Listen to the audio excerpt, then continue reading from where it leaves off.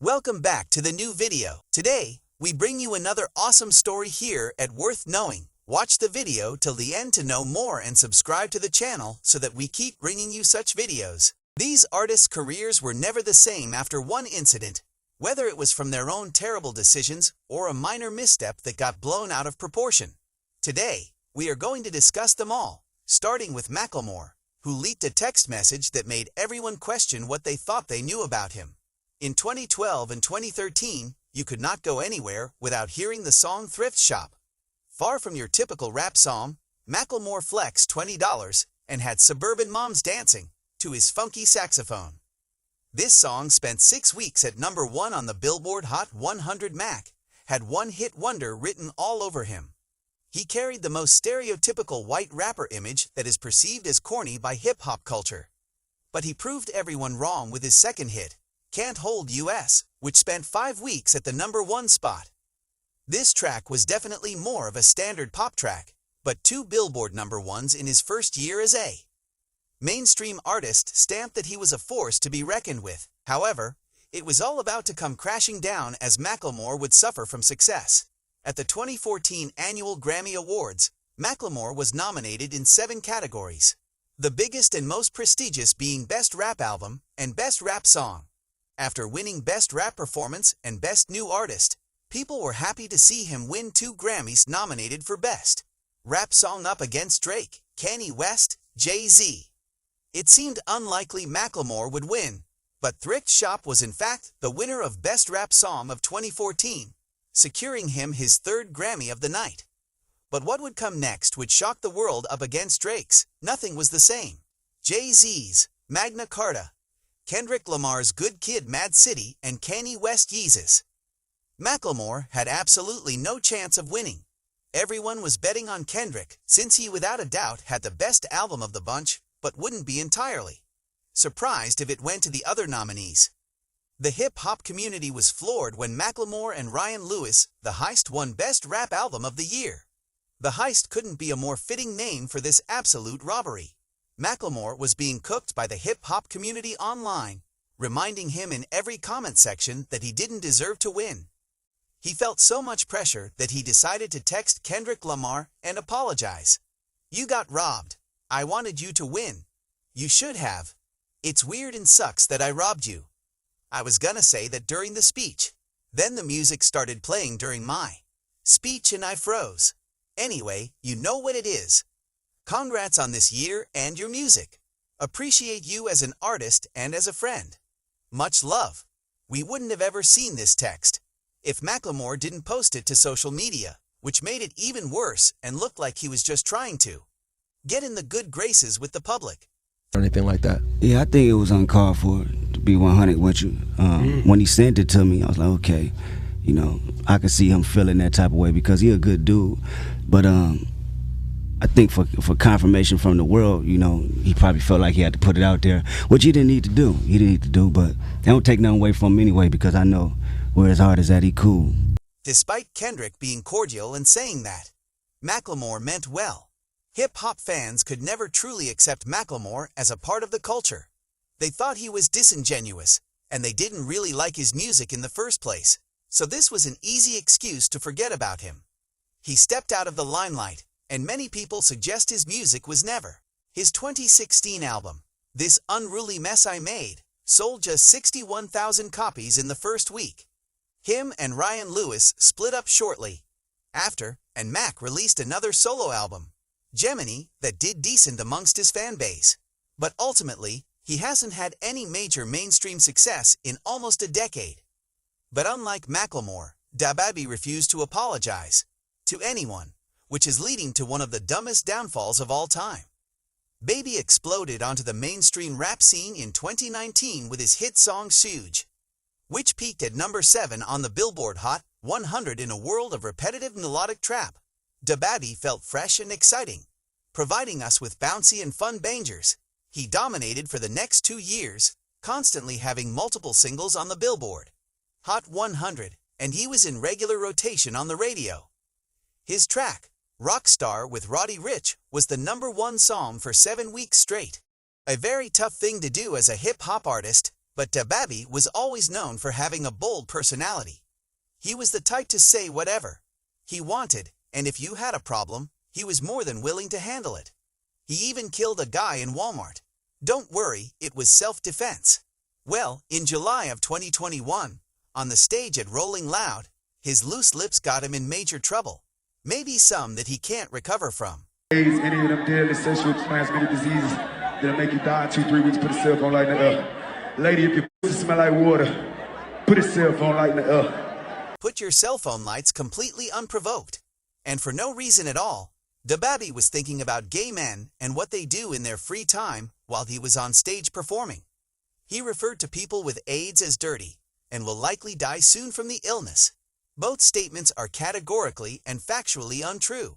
The clip was shared onto the internet and sent millions of people into an uproar. Dababy addressed this on his Instagram and clarified his message. That's what that's called, because I'm a live performer. I'm the best live performer. I'm the live show killer. You interact with your fans. You get what I'm saying? Look, all the lights went up gay straight. You want to know why? Because even my gay fans don't got fucking AIDS, stupid ass niggas. Him doubling down on his comments made everything way worse, as he clearly was very uneducated on the AIDS disease and the unfair stigmas that come with it. And although he eventually issued an apology addressing the LGBT community, he had made countless contradictory statements after he tried to profit off the controversy in music videos and even kind of redacted his own apology. From here, he got kicked off every major festival in 2021 that he was supposed to perform at, and even when he did perform, he was booed and had garbage thrown at him. A-list celebrities and fellow collaborators condemned him, but the controversy continued. He got into fights, tormented, and broke down the mother of his child on Instagram. Tried to kiss one of his fans without consent. Dababy was not trying to save face. He just kept saying, "I'm sorry for being me." His ticket sales plummeted, which resorted to him offering buy one, get one free deals to fill out the venues. One report alleged that he only sold 500 tickets to a venue that holds 14,000 people. Because of the controversy. Like what were the a week or L's, two after, $30 million that I would have had before the ball dropped 2021. So this happened rolling out with July. I had $30 million worth of shows on the schedule before December 31st. All he had to say was, "Put your hands in the air if you just don't care," and all of this could have been avoided. But if you think what Dababy said was bad, you'll be horrified by what CeeLo Green said in a series of questionable tweets. If you don't remember the name CeeLo Green, or his previous two, Gnarls Barkley, you definitely remember his two most iconic songs, Crazy and Forget You Crazy, peaked at number 2 on the Billboard Hot 100 and spent 29 weeks on the chart. Forget You, which he released solo 4 years later, also went number 2 on the Hot 100 after spending almost a full year on the charts. CeeLo had a very unique voice and was undeniably talented. He pretty much only gave us 2 hits, but was an ever-present pop culture figure throughout the early 2010s. Whether he was hosting an award show, his own reality show, voice acting, or being a judge on The Voice, CeeLo was loved and appreciated until some shocking allegations arose.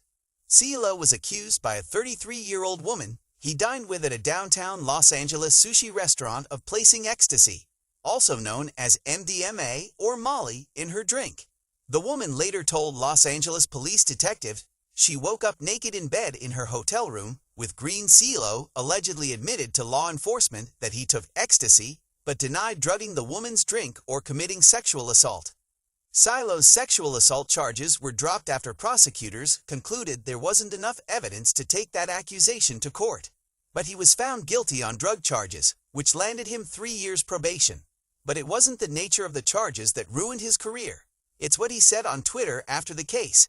After being criticized by people in public tweets, he decided to respond. "Women who have really been R-worded, remember. But point taken. So if I tried, but did not succeed, but the person said I did, then what really happened? When someone breaks in a home, there is broken glass. Where is your plausible proof anyone was R-worded? If someone passed out, they're not even with you consciously, so, with implies consent." It's hard to see what point he was trying to make here. But the blogs were not holding back CeeLo. It's not rape if you forget CeeLo Green. It isn't rape if the victim is unconscious after these tweets. His reputation was destroyed. He lost all of his live performance bookings. He quit The Voice to avoid being fired. His TV show was canceled, and he basically disappeared from the pop culture zeitgeist, pretty much surviving off royalties and small film roles here and there. The next person on our list lost her career from something that was totally out of her control. In fact, it may have even been a setup.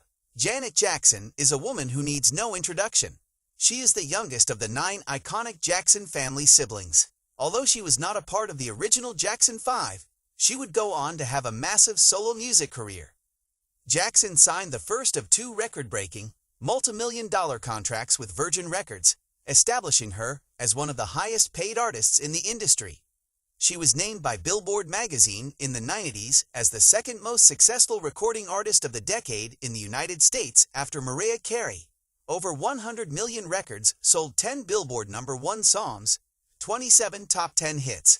She is easily the most successful artist on this list, which is why her downfall is even more tragic. The Super Bowl in America is always the most watched televised program every year. With an average of around 100 million people watching the game, the halftime show has historically been a major milestone in an artist's career, as it is the biggest stage they will likely ever be on. In 2004, Janet Jackson was asked to do the show, but not by herself, which was surprising since she easily had enough hits to do a full set. Instead, she only got to perform 2 of her songs. The other time was filled out by Justin Timberlake, Diddy, Nelly, Kid Rock, and Jessica Simpson. The very last song of the performance was Justin's hit song, Rock Your Body, in which Janet assisted him. The two met at the center of the stage to pose for the grand final. Justin reaches across Janet's body and pulls off the chest piece of her costume, exposing her breast to 90 million people. The wardrobe malfunction is considered the biggest controversy in televised history. This incident was actually the inspiration for YouTube because of the difficulty finding footage to re-watch online. Now, to some degree, this was planned. Justin's intention was to pull the leather piece off her chest and expose the red underneath, but he ripped too much. In the split second the camera was on Janet, you can see her look down in shock. She tried to cover herself while Timberlake stood holding the ripped pieces of her costume and bra. The FCC received more than 500,000 complaints after the performance. CBS was fined $550,000, and the halftime sponsor, AOL, demanded a return of the $10 million advertising cost they paid to the NFL. Justin apologized, MTV apologized, Janet apologized, even though she later regretted it because it was an accident. The media went into an all-out frenzy. The FCC investigated the halftime show to see if this was a planned media stunt meant to shock the world, citing that because she was wearing a nipple covering, that was evidence this was all set up. Class action lawsuits were filed against Janet by random citizens claiming that her sexually explicit performance deserved maximum punitive damages. Every talk show host in the nation dragged her Viacom had to pay out $3.5 million to settle various indecency complaints. So they went and banned all radio and TV stations that they owned from playing any of Janet Jackson's music. Janet was blackballed from the music industry over an accident, and Justin was not punished at all, even though it was definitely his fault. There is no doubt her punishment was unfair and likely due to her gender and race. Her career after that wasn't totally dismantled. She did have a #1 album, a Grammy nomination, some light Billboard presence. But this incident lingered like a dark cloud over her head for many years, and slowly she faded out of the mainstream. However, today most people can all agree that this was just an overreaction, and she is still highly regarded as one of the most iconic pop stars of all time. Overreacting to small mistakes seemed to be common in the early 2000s because this next artist's career was destroyed by something so small, it's almost unbelievable. Ashlee Simpson was the younger sister of the already famous pop star Jessica Simpson, who was a multi-platinum Billboard charting recording artist. She also had her own MTV show. Newlyweds Nick and Jessica was one of the most popular programs on the network. MTV wanted to capitalize on the Simpson sisters' newfound fame and gave Ashlee her own series called The Ashlee Simpson Show. The series ran for 2 seasons and aired every week on MTV directly after Jessica's show. Viewers who were invested in Jess were introduced to Ashley immediately after. Ashley was desperate to not live in the shadows of her sister. She dyed her naturally blonde hair brown and built a pop-punk image to complement her pop-rock music. Her album's lead single, Pieces of Me, became an instant hit in the United States. The song peaked at number 5 on the U.S. Billboard Hot 100 and sold over 500,000 copies nationwide. Ashley's debut album was released soon after, with an estimated 398,000 copies sold in its first week. Worldwide, the album sold more than 5 million copies. She had a bigger debut than her sister, but her career ended just before it took off. Saturday Night Live, 2004. Ashley Simpson was set to perform her single Pieces of Me. When this happened, you might be kinda confused as to what happened. Basically, the backing vocals started playing before Ashley expected them, as it was her intention to lip-sync her performance. But instead of trying to catch up to the song, she stood there in a panic, then hit this extremely awkward jig dance twice before ultimately exiting the stage without saying anything. The show cut to commercial, and when it came back, she blamed her band. If she just told the truth right away, she may have been able to avoid the backlash. But instead, Ashley became a laughing stock. Even news anchors poked fun at her. At just 19, she was publicly ridiculed by the world. And this is all especially ridiculous, considering today's standards are much lower. It almost feels like lip-syncing isn't even a real thing anymore. Half of my favorite artists at their live shows just let the song play, jump around, and yell random ad-libs.